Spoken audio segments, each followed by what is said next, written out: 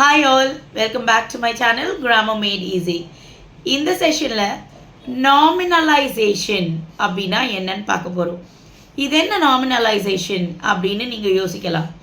10th standard ஸ்டூடெண்ட்ஸோடைய unit 1ல் பார்த்தீங்கன்னா parts of speech அப்படின்னு கொடுத்துருப்பாங்க. அந்த பார்ட்ஸ் ஆஃப் ஸ்பீச்சில் ஒரு வேர்டை கொடுத்து அதை இன்னொரு ஃபார்மாக மாற்ற சொல்லியிருப்பாங்க. ஃபார் எக்ஸாம்பிள் வேர்பாக கொடுத்துட்டு நவுனாக மாற்ற சொல்லுவாங்க. அதுக்கு எக்ஸாம்பிளாக எக்ஸைட்டட் அப்படின்னு கொடுத்துருக்காங்கன்னு எடுத்துக்கலாம். இந்த எக்ஸைட்டட் அப்படின்றது verb form.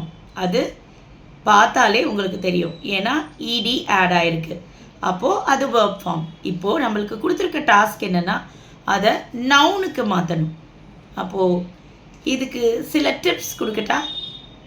TION, SION, MENT, ANCE, ENCE இது மாதிரி சஃபிக்ஸஸ் ஆட் பண்ணால் ஆட்டோமேட்டிக்காக உங்களுக்கு கொடுத்துருக்க வேர்டை நீங்கள் நவுனாக மாற்றிடலாம். இப்போ நான் ஸ்டார்ட் பண்ணும்போது எக்ஸைட்டட் அப்படின்னு சொன்னேன். அப்போது இதிலேருந்து எந்த சஃபிக்ஸை ஆட் பண்ணால் அது நவுன் ஃபார்மாக மாறும்? MENT. MENT சேர்த்திங்கன்னா அது எக்ஸைட்மெண்ட் அப்படின்னு மாறிடும். அப்போ அந்த எக்ஸைட்மெண்ட் தான் நம்மளுக்கு நவுன் ஃபார்ம். இது ஒரு டிப்ஸ். இது மாதிரி நாமினலைசேஷனுக்கு நிறைய டிப்ஸ் இருக்குது. வெயிட் பண்ணி என்னுடைய சேனலை மறக்காமல் சப்ஸ்கிரைப் பண்ணுங்கள். தேங்க்யூ.